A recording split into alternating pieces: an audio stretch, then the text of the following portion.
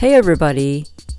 Some of you have asked me for an update on how is the plexiglass window doing that I put on a couple of years ago and made a video about. And I've made some improvements to the assembly of this plexiglass window, and I'd like to walk you through them today and show you a couple of tests of noise from traffic outside. Alright, let's go. So if you saw the original Soundproofist video about making your own plexiglass window inserts, you probably remember that I started my experiment with a small window. And I tried to fit a piece of plexiglass inside the window frame and hold it in place with a lightweight storm window. The fit wasn't great, but it did reduce some noise. It just didn't fit inside the window very well. And a lot of noise was still coming through the big window, which was adjacent to the small window. This window is 94 inches wide.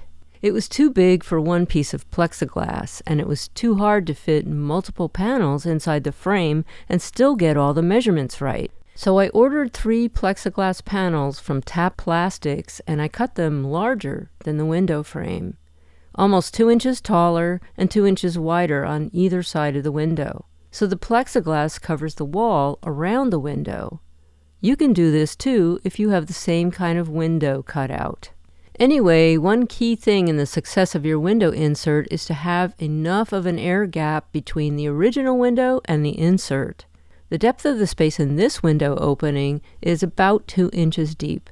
So by putting the plexiglass on the outside of the window opening, you get the maximum amount of space. But I found that the window panels began to angle inwards where they were joined together, which made the gap smaller and inconsistent. One thing I did was to add these pieces of wood along the windowsill. I glued some cork to the bottom of the wood to reduce vibration, and I put these wooden spacers between the original window and the plexiglass to keep an even gap all the way across the 94-inch opening. This also helps to keep the plexiglass window more rigid. Now, in the original video, I put a long strip of thick white foam along the windowsill, and I put the plexiglass on top of it, again thinking it would reduce vibration from the street, and that turned out to be a bad idea, especially in the hot sun. The plexiglass slipped off the foam, and the adhesive under the foam got stuck on the window insert and on the windowsill. It was a mess to clean up, so don't do that. There are joiners that you can buy from Tap Plastics that connect the pieces of plexiglass together where they meet. They have a groove on each side, and you slide the plexiglass into them when you have multiple panels to join together. I had something similar already in my apartment, so I used those. But mine have a wider channel in them, so I used foam shims to make the fit more snug.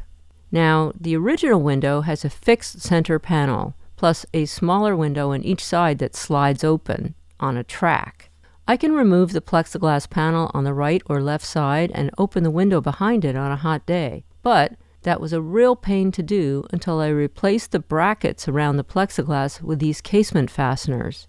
I found them at my local hardware store, and they had no brand name on them, but I found something like them online, and I'll put a link in the description. They cost about $7 or $8 each, and I put 2 of them on each side. Also, I put them on backwards because the larger part of the handle is what fits over the plexiglass.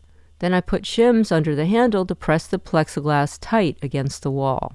And as you saw in the original video, I have a very flat, wide strip of foam on the inside of the plexiglass that's pressed against the wall. It's a weird color, I know. It's joist tape. It's a thin piece of foam that you can use on the top of floor joists before you put the wood subfloor over it, and it reduces some of the transfer of impact noise from the subfloor to the joists. That also reduces some of the noise that goes to the ceiling of the room downstairs. I had some joist tape lying around, and I know it's not the best color, but it does the job. Along the top, I have some stationary brackets that hold the plexiglass in place, and again, I used shims to make sure it's a tight connection against the wall. Now on the sides, I built a couple of sound absorbers. These are wood strips with cork on one side, foam on the other, and wrapped in a few layers of absorbent fabric. These are placed vertically in the corners inside the gap between the plexiglass and the original window. Do these modifications make a difference? I think so. I decided to do a couple of noise tests. So of course I got all set up and there wasn't a lot of traffic today. But I did catch an Amazon van parked just below the building, and you can hear the doors sliding shut and the van driving away. This window insert really helped to mute that noise. When the van door closed, it was about 62 decibels, and the sound of the van driving off was about 66 decibels. Before I put this extra plexiglass on here, that would have been really annoying. Then I set up 2 cell phones side by side. Both of them are running the decibel meter app.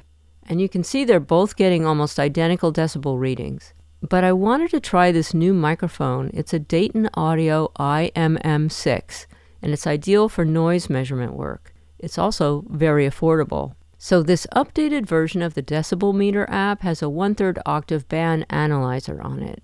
And I wanted to experiment with it a little bit.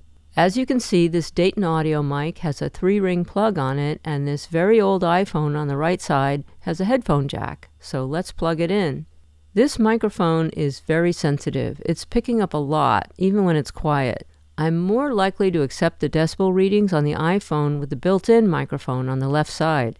I think the decibel reading is more realistic. But on the octave band, which measures the range of human hearing from 25 Hz to 20,000 Hz, this could be useful with the external mic.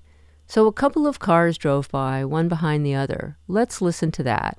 It's about 49 decibels on the iPhone with the built-in mic and 63 decibels with the Dayton Audio mic. To my ears, I think it sounded more like 49 decibels. But here's where the Dayton Audio mic on the right side picked up more low-frequency activity than the iPhone on the left with no external mic. And notice how you can see the whole range of frequencies in this octave band, not just a single digit or an average.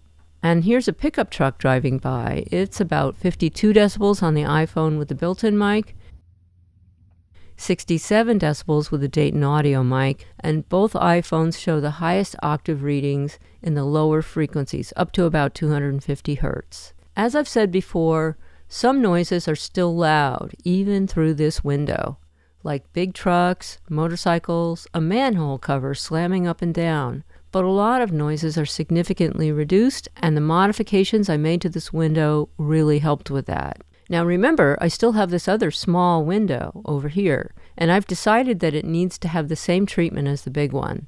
It's time to remove that piece of plexiglass that I wedged inside of it and install a new big piece of plexiglass on the outside of the window frame. It will perform much better. Yes, it will be a pain. I have to figure out what to do with the window covering and some other details, but I think that having a consistent air gap is really going to help. And I don't have a consistent air gap in this little window right now. I hope you found this helpful and that you also learned from my mistakes. For more information on noise and soundproofing, visit soundproofist.com.